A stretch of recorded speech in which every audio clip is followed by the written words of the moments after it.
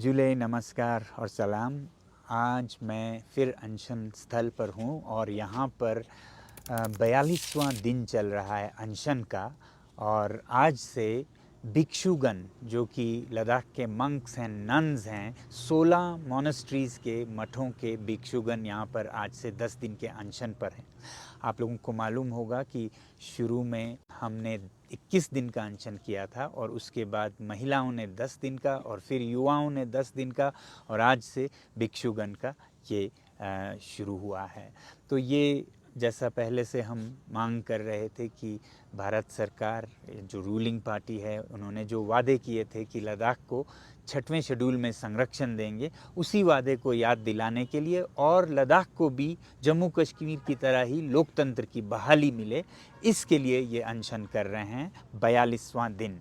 और दूसरी तरफ मैं आप लोगों को एक बहुत ही ज़रूरी अपडेट देना चाहता था। जैसा आप लोगों को याद होगा कि कल 17 अप्रैल यानी कि रामनवमी के दिन से हम यहाँ पश्मीना मार्च 2 शुरू करने वाले थे, मगर उसमें भी कुछ डेवलपमेंट्स हुए।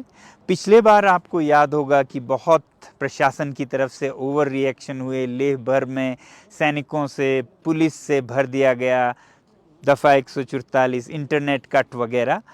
इस बार भी लगभग ऐसा ही हुआ। एक तरफ यहाँ के जो ट्रैवल एजेंसीज़ और होटेलियर्स के एसोसिएशंस हैं, उनको प्रशासन ने बुलाकर ये कहा कि इस तरह के अगर मार्चेस चलते हैं तो हमें इस बार दफ़ा 144 1-2 दिन के लिए नहीं बल्कि 2 महीने के लिए लगाना पड़ेगा और हम इंटरनेट भी महीनों के लिए काटने जा रहे हैं और आपका टूरिज़्म बंद हो जाएगा। तो वो हमें ये बताने आए कि इस पे दोबारा सोचिएगा, लद्दाख का टूरिज़्म बंद हो जाएगा। दूसरी तरफ हम जो मार्च करने वाले थे वो बहुत ही स्केल डाउन था, क्योंकि पिछले बार हज़ारों लोग आने वाले थे। इससे सरकार ने बौखलाहट में बहुत ओवर रिएक्ट किया था। इस बार हमने लिखित में प्रशासन से परमिशन, अनुमति मांगी थी कि सिर्फ 10-12 लोग पैदल जाएंगे, वो भी पहले जो स्क्यांगचुथांग है जहाँ पर उद्योगों और बड़े परियोजनाओं, भारतीय परियोजनाओं के कारण चरवाहों के चरागे चले गए हैं, वो दर्शाने के लिए पैदल मार्च जाएंगे और फिर कुछ हिस्सा गाड़ी में करेंगे। तो हमें ये बताया गया कि आपको गाड़ी से वो भी एक दिन जाने का परमिशन दिया जा सकता है, वो भी वहाँ जहाँ भारतीय कॉरपोरेशन से चरागे गए हैं, न कि चीन के सीमा की तरफ। वहाँ जाने की बिल्कुल अनुमति नहीं दी जाएगी। और ये एक दिन में, जो कि नामुमकिन के बराबर है, एक दिन में क्या जाएंगे और क्या पूछेंगे लोगों से। तो दूसरी तरफ सीमा की तरफ तो बिल्कुल जाने नहीं दिया जाएगा। और अगर फिर भी हम पैदल जाते हैं तो फिर ये दफ़ा 144 वगैरह 2 महीने के लिए लगाए जाएंगे। और इससे यहाँ पर बहुत कन्फ्यूजन, भ्रम फैल रहा है कि हमारे वजह से यहाँ का टूरिज़्म, यहाँ के लोगों का आजीविका खराब ना हो जाए। और हम ये बिल्कुल नहीं चाहते हैं कि लद्दाख के लोगों को हानि पहुंचे इससे, या भारत को हानि पहुंचे। तो इन सब को देखते हुए हमने फिर एक बार एक प्रेस कॉन्फ्रेंस में एपेक्स बॉडी की तरफ से हुआ और उसमें ये कहा गया मीटिंग में और प्रेस कॉन्फ्रेंस में कि हमारा मकसद ये था कि यहाँ सीमा पर क्या हुआ है वो सच्चाई लोगों तक पहुँचाएँ।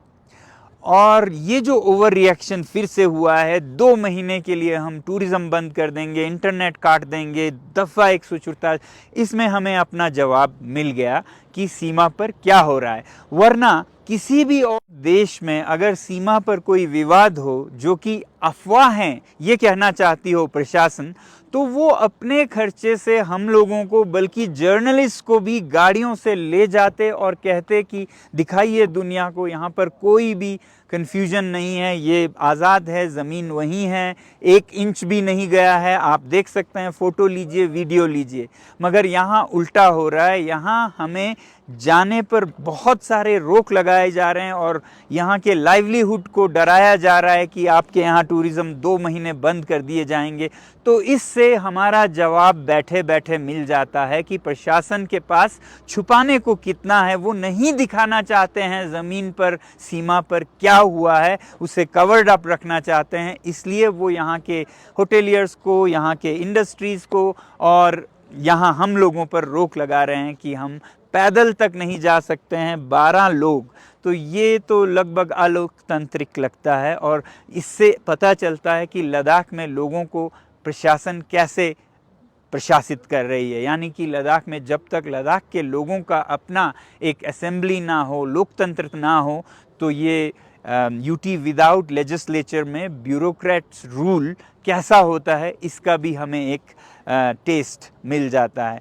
तो इन सब बातों को देखते हुए यहाँ पर एपेक्स बॉडी के नेताओं ने ये निर्णय किया कि हमारा जवाब उनके ओवर रिएक्शन से मिल गया, तो हम इस पश्मीना मार्च को स्थगित करते हैं फिर से। और जब हुकूमत को लगे कि उनके हित में है कि ये जो भी ज़मीन पर हकीकत है वो दिखाएं, तब हम जाएंगे। तो साथ ही में मैं आप लोगों को ये भी कहना चाहूँगा कि लद्दाख में टूरिज़्म पर इस आंदोलन का कोई असर नहीं होने वाला है, बल्कि आप लोगों को स्वागत करते हैं लद्दाख के खूबसूरत वसंत ऋतु में। आप आइए, घूमिए।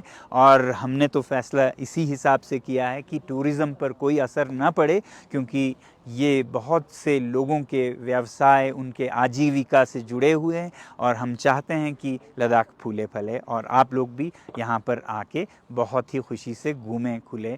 और आप सबका हम स्वागत करते हैं और धन्यवाद और जय हिंद करते हुए मैं आप सभी को रामनवमी के लिए शुभकामनाएं देना चाहता हूँ। जुले। और अभी यहाँ पर कुछ पर्यटक टूरिस्ट आए हैं मेरे भाई, राजस्थान से। yes, अलवर से। तो आप लोगों को क्या लद्दाख में कुछ हालत खराब है, ऐसा कुछ मिला या दिखा या क्या?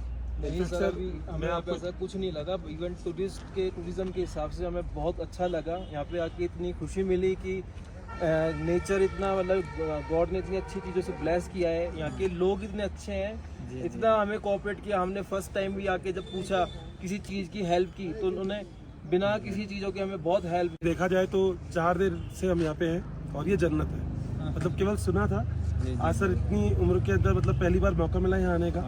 और सबसे बड़ी खास बात सर, ट्रिप बन गई। अब हम आपसे मिल गए ना, तो हमारा ये वाला ट्रिप तो मतलब गॉड ब्लेस। तो लद्दाख में कोई हालत खराब नहीं है, सब बढ़िया है, बहुत सेफ है। बिल्कुल।